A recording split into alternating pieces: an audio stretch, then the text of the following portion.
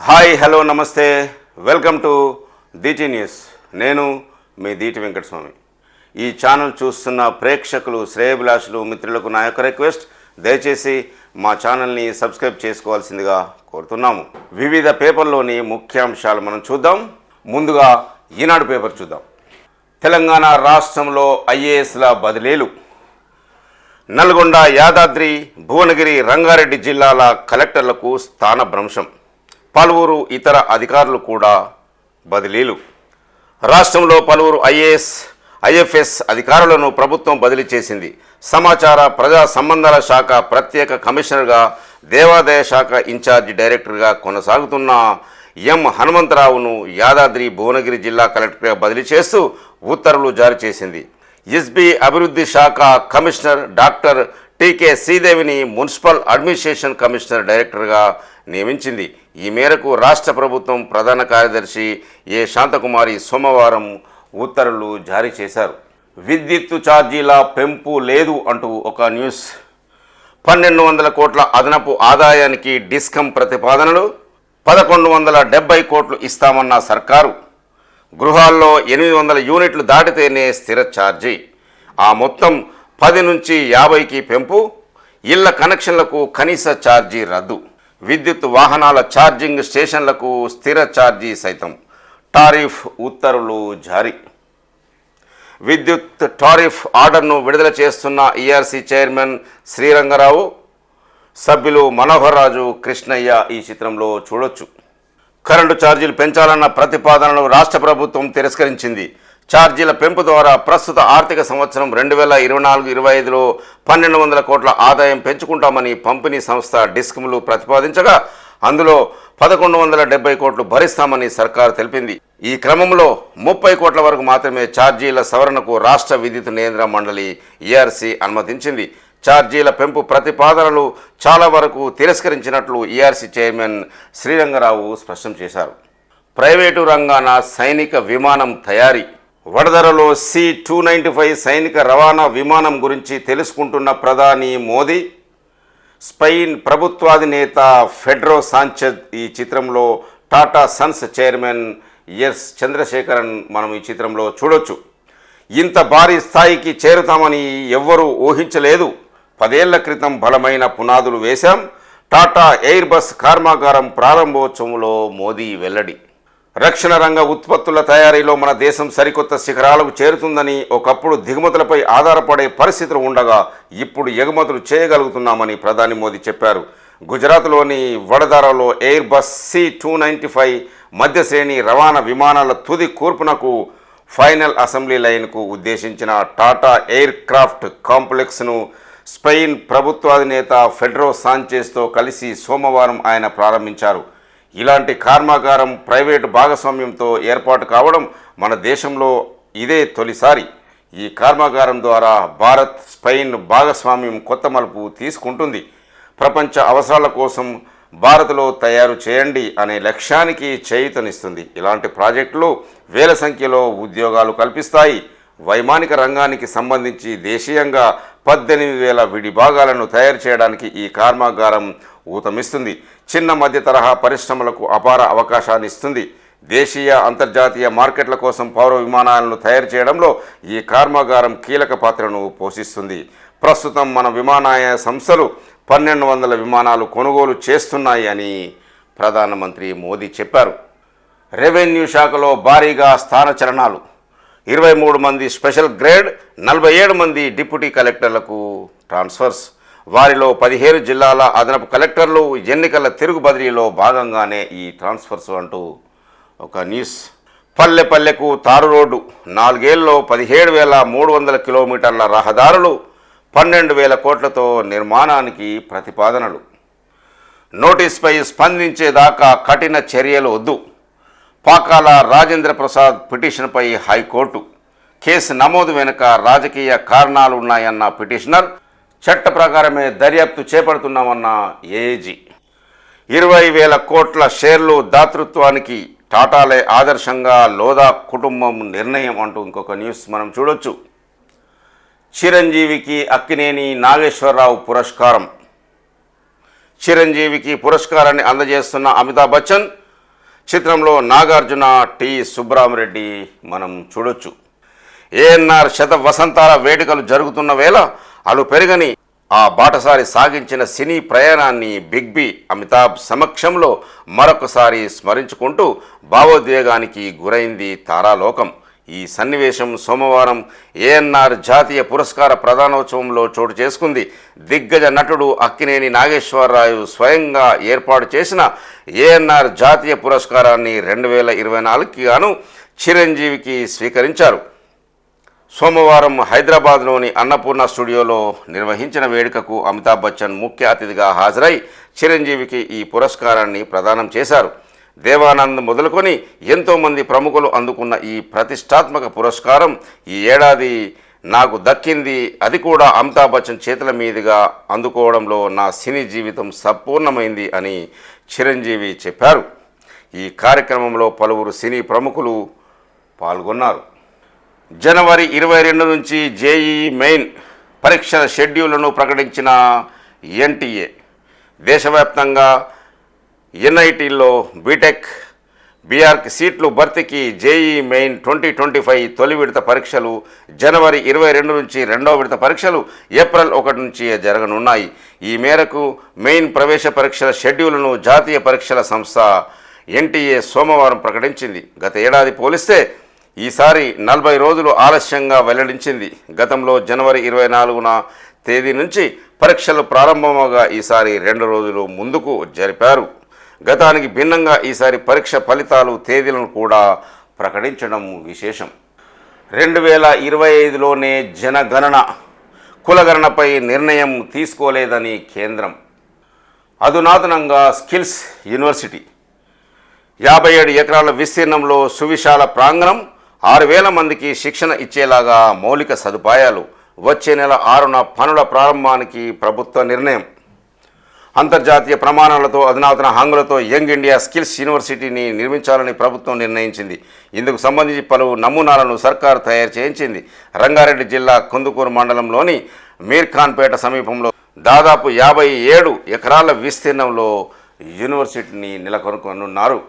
Revenue శాఖ మంత్రి పొంగులేటి శ్రీనివాసరెడ్డి జన్మదినం సందర్భంగా ముఖ్యమంత్రి వారిని కలిసి పూల మొక్క బహుకరిస్తున్న దృశ్యం మనం చూడొచ్చు.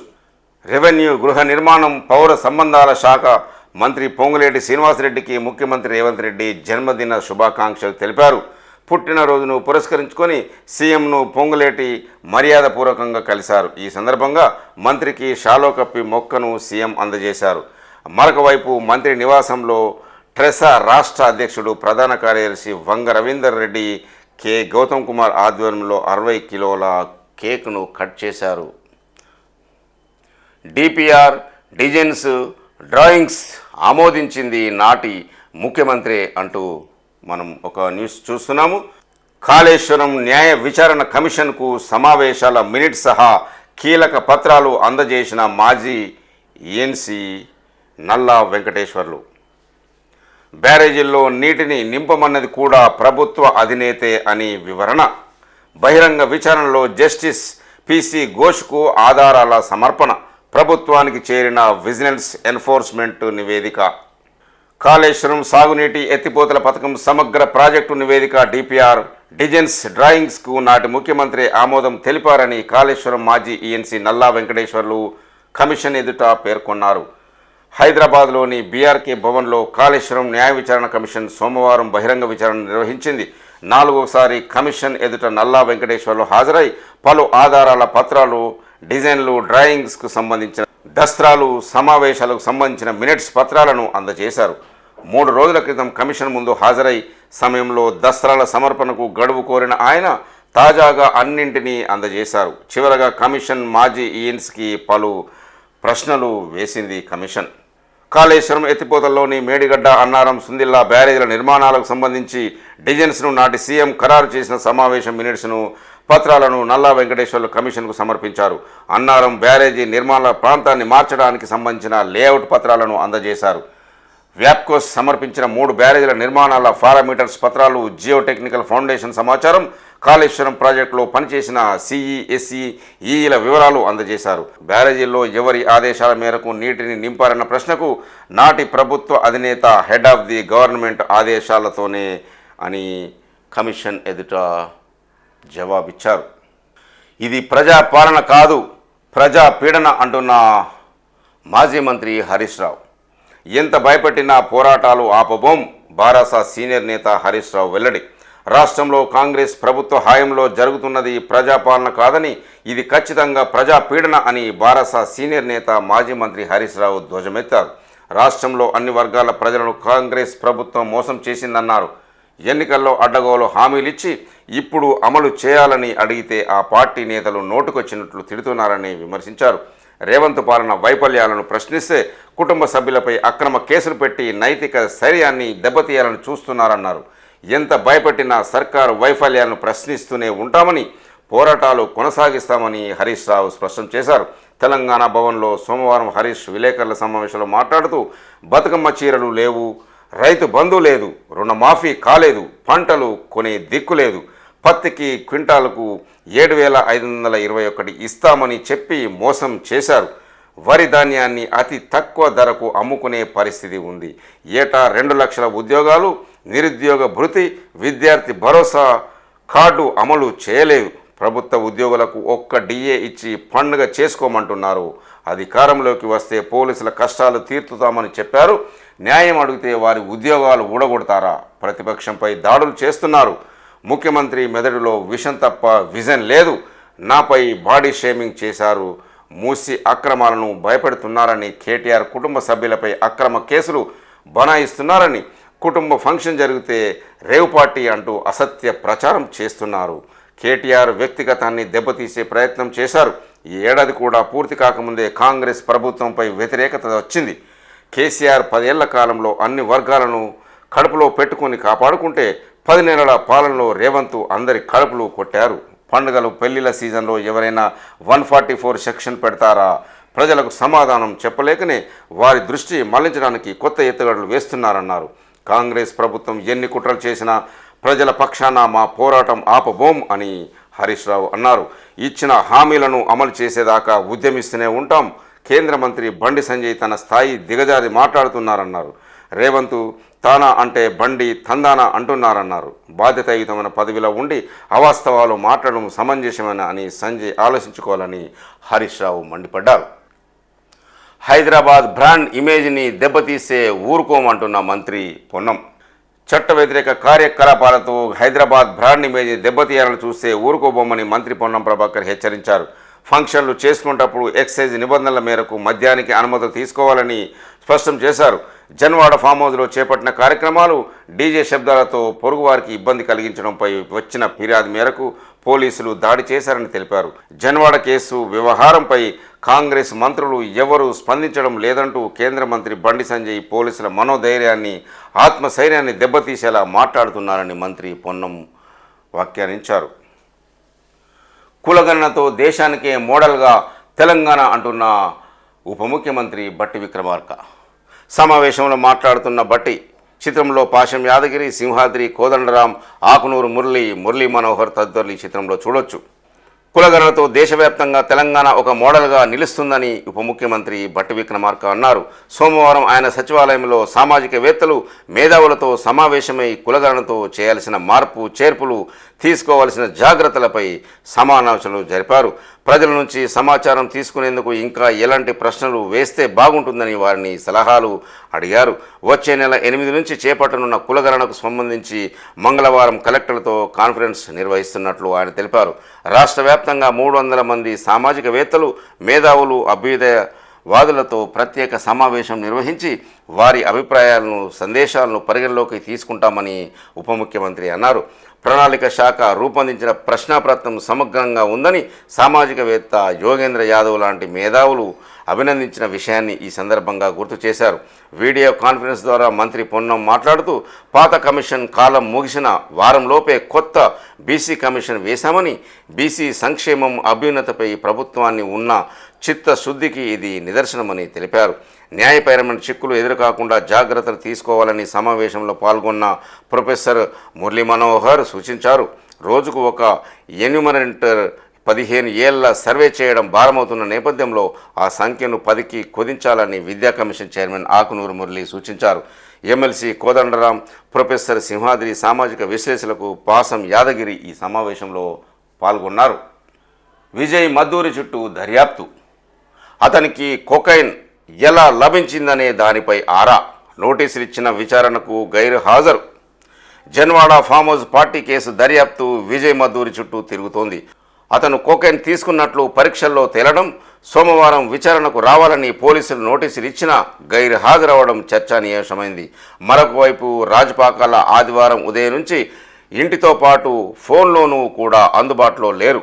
దీంతో మోకిలో పోలీసులు రాయదుర్గం ఓరియంట్ విల్లాస్లోని రాజ్ ఇంటికి ఆదివారం రాత్రి పొద్దుపోయాక వెళ్ళి BNSS 35(3) కింద విచారణకు రావాలంటూ నోటీసు ప్రతి అంటించారు.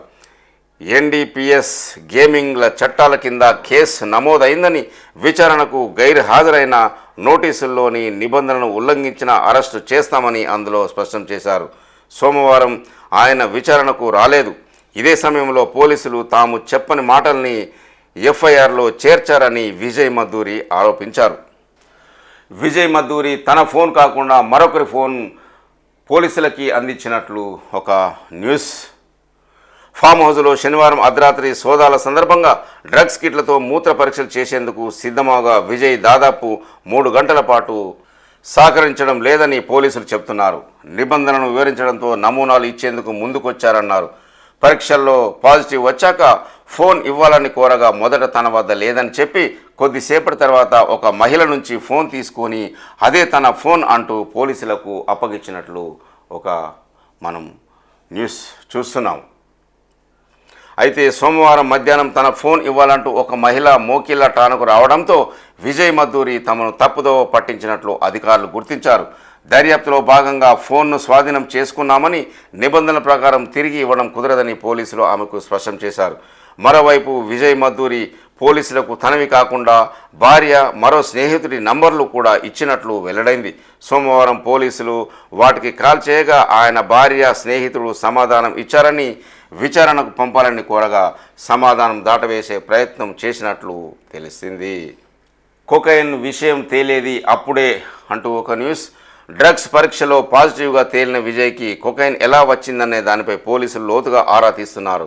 రాజ్పాకాల తనకు కొకైన్ ఇచ్చినట్లు విజయ్ చెప్పాడని పోలీసులు FIRలో పేర్కొన్నారు.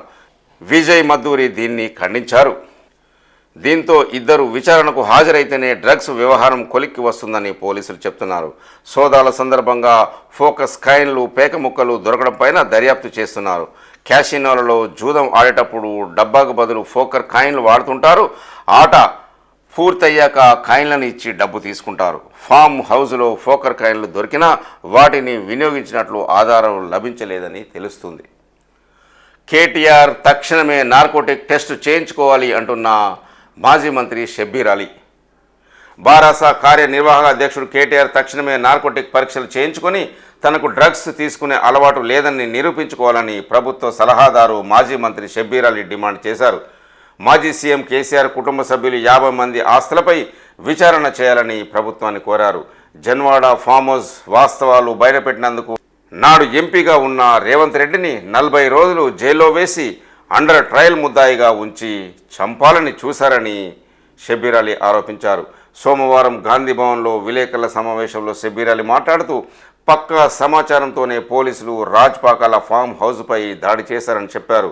విదేశీ మద్యం అక్కడికి అక్రమంగా ఎలా వచ్చిందని షబ్బీర్ అలీ ప్రశ్నించారు. అదేవిధంగా రాజ్పాకాలపై నోటీస్పై స్పందించేదాకా కఠిన చర్యలొద్దు. పాకాల రాజేంద్ర ప్రసాద్ పిటిషన్పై పోలీసులకు హైకోర్టు ఆదేశం. జన్వాడ ఫామ్ హౌస్కు సంబంధించిన కేసులో జారీ చేసిన నోటీసులు స్పందించే వరకు పాకాల రాజేంద్ర ప్రసాద్పై ఎలాంటి కఠిన చర్యలు తీసుకోరాదంటూ రంగారెడ్డి జిల్లా మోకిలా పోలీసులకు సోమవారం హైకోర్టు ఆదేశాలు జారీ చేసింది. పోలీసులు జారీ చేసిన నోటీసులపై న్యాయవాది సహాయంతో స్పందించడానికి రాజేంద్ర ప్రసాద్కు 2 రోజుల గడువు మంజూరు చేసింది. దీని ప్రకారం పోలీసులు చట్ట ప్రకారం ముందుకెళ్లడానికి అనుమతించింది. రాజకీయ కక్షతో కేసు నమోదు చేసి అరెస్టు చేయడానికి ప్రయత్నిస్తున్నారని, అరెస్టు చేయకుండా ఆదేశాలు ఇవ్వాలంటూ పాకాల రాజేంద్ర ప్రసాద్ సోమవారం అత్యవసరంగా లంచ్ మోషన్ పిటిషన్ దాఖలు చేశారు. దీనికి అనుమతించిన జస్టిస్ బి విజయసేన్ రెడ్డి మధ్యాహ్నం తర్వాత విచారణ చేపట్టారు. పిటిషన్ తరపున సీనియర్ న్యాయవాది మయూర్ రెడ్డి, న్యాయవాది విమల్ వర్మ, వాసిరెడ్డి వాదనలు వినిపిస్తూ పోలీసులు నమోదు చేసిన కేసు దర్యాప్తులో చట్ట ప్రకారం నిబంధనలకు అనుమతించలేదు. పిటిషనర్ బావ రాజకీయ ప్రతిష్టను దెబ్బతీయడమే లక్ష్యంగా కేసు పెట్టారు. ఇటీవల అధికార పార్టీకి చెందిన మంత్రి ఒకరు పిటిషనర్ బావ అయిన కేటీఆర్కు వ్యతిరేకంగా పరుష వ్యాఖ్యలు చేశారు. మరొక మంత్రి త్వరలో రాజకీయ బాంబులు పేల్తాయంటూ కేటీఆర్ కుటుంబాన్ని లక్ష్యంగా చేసుకుంటున్నారు. పిటిషనర్ ఇటీవల జన్వాడకు నివాసాన్ని మార్చారు. గృహప్రవేశం సందర్భంగా సన్నిహితులకు, బంధువులకు ఈ నెల 26న ఆతిథ్యం ఇచ్చారు. అతిథుల్లో వృద్ధులు, పిల్లలు, మహిళలు ఉన్నారు. ఆహారం, మద్యం అందుబాటులో ఉంచాం. పోలీసులు ఆరోపిస్తున్నట్టుగా ఎలాంటి మాదక ద్రవ్యకాలు, మత్తు పదార్థాలు ఇవ్వలేదు. అతిథుల్లో మద్దూరి విజయ్ అనే వ్యక్తి కొకైన్ సేవించినట్టు మూత్ర శాంపిల్లో తేలిందని పోలీసులు ఎఫ్ఐఆర్లో పేర్కొన్నారు. పోలీసులు 27న బిఎన్ఎస్ఎస్ సెక్షన్ 35/3 కింద నోటీసు జారీ చేశారు. దీన్ని 28న ఉదయం 9:30 గంటలకు అందజేసి అదే రోజు ఉదయం 11 గంటలకు మోకిలా ఠాణాలో విచారణకు హాజరవ్వాలని ఆదేశించారు. దీన్ని బట్టి చూస్తే పోలీసులపై ఉన్న ఒత్తిళ్లు తెలుస్తున్నాయి అని స్పష్టం చేశారు. అనంతరం అదనపు అడ్వకేట్ జనరల్ మహమ్మద్ ఇమ్రాన్ ఖాన్ వాదనలు వినిపిస్తూ అరెస్టు గురించి పిటిషనర్ ఆందోళన చెందాల్సిన అవసరం లేదు, రాజకీయ ఉద్దేశాలతో కేసు నమోదు చేస్తున్నామని ఆరోపణ వాస్తవం కాదు. పోలీసులు బిఎన్ఎస్ఎస్ 35/3 కింద నోటీసు జారీ చేశారు. దీనికి స్పందించాల్సిన బాధ్యత పిటిషన్పై ఉంది. మద్దూరి విజయ్ అనే వ్యక్తి మూత్రాన్ని పరీక్షిస్తే మాదక ద్రవ్యాల వినియోగానికి సంబంధించి పాజిటివ్ వచ్చింది. పిటిషనరు విజయ్ సన్నిహితుడు అతను వెల్లడించిన వివరాల మేరకే కేసు నమోదు చేశాం. నిషేధిత కొకైన్ వినియోగానికి ఆధారాలు, తీవ్ర నేరోపానాలు ఉన్నాయి. ఈ దశలో పోలీసులు దర్యాప్తు చేయకుండా వదిలిపెట్టలేరు. పోలీసులు చట్ట ప్రకారమే వ్యవహరిస్తున్నారు అని వివరించారు. ఇప్పుడు వెలుగు పేపర్లోని ముఖ్యాంశాలు మనం చూద్దాం. జనవరి నుంచే దేశవ్యాప్తంగా జనాభా లెక్కలు, 2026లో డేటా విడుదల, కుల గణనపై నో క్లారిటీ, మారనున్న సెన్సస్ సైకిల్. వచ్చే జనవరిలో దేశవ్యాప్తంగా జనగణన ప్రారంభమయ్యే అవకాశం ఉందని అధికార వర్గాలు వెల్లడించాయి. 10 ఏళ్లకు ఒకసారి జనాభా లెక్కలు తీయాలని ఉండగా కరోనా కారణంగా 2021లో కేంద్ర ప్రభుత్వం చేపట్టలేదు. అప్పుడు వాయిదా పడ్డ జనగణన వచ్చే జనవరిలో మొదలయ్యే అవకాశం ఉంది. దీంతో ఇకపై సెన్సెస్ సైకిల్ 2025, 2035, 2045గా మారనుంది. జనగణనతో పాటు కులగణన కూడా చేపట్టాలని డిమాండ్లు వ్యక్తమవుతుండగా కేంద్రం ఇప్పటి వరకు ఎలాంటి క్లారిటీ ఇవ్వలేదు. కాగా జనాభా లెక్కల కోసం వచ్చే సిబ్బంది ప్రతి కుటుంబాన్ని మొత్తం 31 ప్రశ్నలు అడుగుతారని సమాచారం. 11 మంది ఐఏఎస్ల బదిలీ. రంగారెడ్డి కలెక్టర్గా నారాయణ రెడ్డి, నల్గొండకు త్రిపాఠి, యాదాద్రికి హనుమంతరావు, మున్సిపల్ శాఖ కమిషనర్గా శ్రీదేవి, ఐఎండ్పిఆర్ స్పెషల్ కమిషనర్గా హరీష్, సిసిఎల్ఏ ప్రాజెక్టు డైరెక్టర్గా మందా మకరందు నియామకం. ప్రభుత్వం 11 మంది ఐఏఎస్ల బదిలీ చేసింది. మరొక 3 ఐఎఫ్ఎస్ ఆఫీసర్లు, ఒకరు Indian audit and account service అధికారితో పాటు 2 రాష్ట్ర స్థాయి అధికారులను ట్రాన్స్ఫర్ చేసింది. ఈ మేరకు సిఎస్ శాంతికుమారి సోమవారం ఉత్తర్వులు జారీ చేశారు. సర్వేలో సమస్తం, కులగణనకు రాష్ట్ర సర్కారు రెడీ. కులం, ఉపకులం మొదలుకొని ఆస్తి పాస్తులు, అప్పుల దాకా 54 ప్రశ్నలతో క్వశ్చనీర్. కుటుంబ సభ్యులతో పాటు పశు సంపద సమాచార సేకరణ, పేరు, వయస్సు, చదువు, ఉద్యోగం లాంటి వివరాలు అందులోనే. ఫ్యామిలీ ఇన్కమ్, భూమి, ఇల్లు, బైకులు, కార్ల లాంటి డేటా కూడా. వచ్చే నెల 6 నుంచి సర్వే మొదలు, 15 నుంచి 20 రోజుల్లో పూర్తి. కులగణన ఫారంపై కుటుంబ యజమాని సంతకం తప్పనిసరి. కులగణనకు రాష్ట్ర ప్రభుత్వం రెడీ అయింది. వచ్చే నెల 6 నుంచి దీన్ని ప్రారంభించేందుకు ఏర్పాట్లు చేస్తున్నది.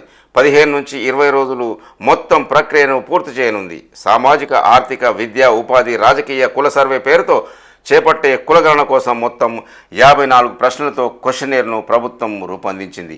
దీని సహాయంతోనే ఇంటింటికి వెళ్లి వివరాలు సిబ్బంది సేకరించనున్నారు.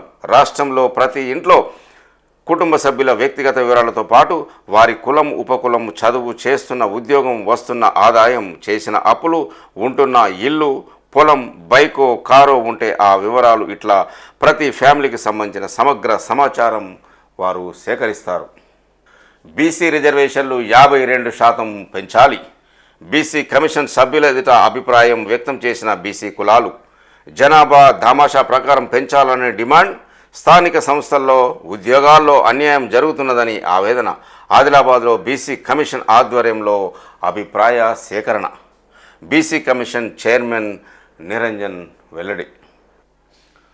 అంతా కేసీఆర్ డైరెక్షన్లోనే అంటూ కాళేశ్వరం కమిషన్ ముందు వెల్లడించిన అధికారులు. కాళేశ్వరం బ్యారేజీలకు క్లియరెన్స్లు ఇచ్చింది, డిపిఆర్లకు ఆమోదం తెలిపింది ఆయనే. కమిషన్కు కీలక డాక్యుమెంట్లు అందజేసిన రిటైర్డ్ ఈఎన్సీ వెంకటేశ్వర్లు. కాళేశ్వరం బ్యారేజీలకు క్లియరెన్స్లు ఇచ్చింది, డిపిఆర్లు ఆమోదం తెలిపింది, వాటి నిర్మాణానికి ఆర్డర్స్ జారీ చేసింది, బ్యారేజీల్లో నీళ్లు నింపాలని చెప్పింది, అన్నీ కేసీఆర్ఏనని కాళేశ్వరం జ్యుడిషియల్ కమిషన్ ముందు రిటైర్డ్ ఈఎన్సీ నల్లా వెంకటేశ్వర్లు వెల్లడించారు. ఈ మేరకు మేడిగడ్డ, అన్నారం, సుందిల్లా బ్యారేజీలకు క్లియరెన్స్లు, డిపిఆర్లకు ఆమోదం వంటి కీలకమైన డాక్యుమెంట్లను కమిషన్కు ఆయన అందజేశారు. వ్యాప్కోస్ తయారు చేసిన డిపిఆర్లను 2 భాగాలుగా సమర్పించారు. Seek and files fail. దాంతోనే కుంగిన మేడిగడ్డ బ్యారేజ్. ప్రభుత్వానికి విజిలెన్స్ ఫైనల్ రిపోర్టు. పోలీసుల నోటీసులపై 2 రోజుల్లో స్పందించండి. ఫామ్ హౌస్ పార్టీ కేసులో రాజ్పాకాలకు హైకోర్టు ఆదేశం. ఫామ్ హౌస్ పార్టీ కేసులో పోలీసులు జారీ చేసిన నోటీసులపై 2 రోజుల్లో స్పందించాలని రాజ్పాకాలకు హైకోర్టు ఆదేశించింది. ఈలోగా ఆయనపై ఎలాంటి కఠిన చర్యలు తీసుకోవద్దని చెప్పింది. ఈ మేరకు మోకిల్లా ఎస్హెచ్ఓ, ఎస్ఐలకు ఉత్తర్వులు జారీ చేసింది. ఈ కేసుకు సంబంధించి పోలీసులు చట్ట ప్రకారం ముందుకెళ్లవచ్చని తెలిపింది. పోలీసులు ఇచ్చిన నోటీసులను సవాల్ చేస్తూ రాజ్పాకాల సోమవారం హైకోర్టులో లంచ్ మోషన్ పిటిషన్ దాఖలు చేశారు.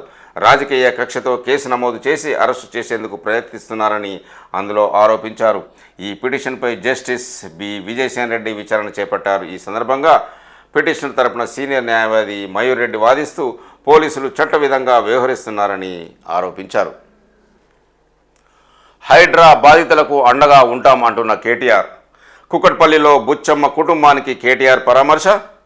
చెరువుల రక్షణ ముసుగులో హైడ్రా పేరుతో రాష్ట్ర ప్రభుత్వం చేస్తున్న అరాచకాన్ని అడ్డుకుంటామని, బాధితులకు అండగా ఉంటామని బీఆర్ఎస్ వర్కింగ్ ప్రెసిడెంట్ కేటీఆర్ తెలిపారు. కాంగ్రెస్ పార్టీ అధికారంలోకి వచ్చి ఏడాది అవుతున్నా ఒక్క ఇల్లు కూడా కట్టించలేదు, కానీ పేదల ఇళ్లను అన్యాయంగా కూల్చేస్తూ ఆత్మహత్యలకు కారణమవుతున్నదని ఆరోపించారు. 2 నెలల కింద కుకట్పల్లిలో నల్ల చెరువు వద్ద హైడ్రా అధికారులు షెడ్లను కూల్చివేసిన సమయంలో ఆందోళనకు గురైన బుచ్చమ్మ అనే మహిళ సూసైడ్ చేసుకున్నదని కేటీఆర్ ఆరోపించారు. సోమవారం బుచ్చమ్మ ఇంటికి వెళ్లి కుటుంబ సభ్యులను పరామర్శించారు కేటీఆర్. ఈ చిత్రంలో చూడొచ్చు. ఇప్పటి వరకు వివిధ పేపర్లో ఉన్న ముఖ్యాంశాలు మనం చూసాం. ఈ ఛానల్ చూస్తున్న ప్రేక్షకులు, శ్రేయభిలాషులకు నా యొక్క రిక్వెస్ట్, దయచేసి మా ఛానల్ని సబ్స్క్రైబ్ చేసుకోవాల్సిందిగా కోరుతున్నాము.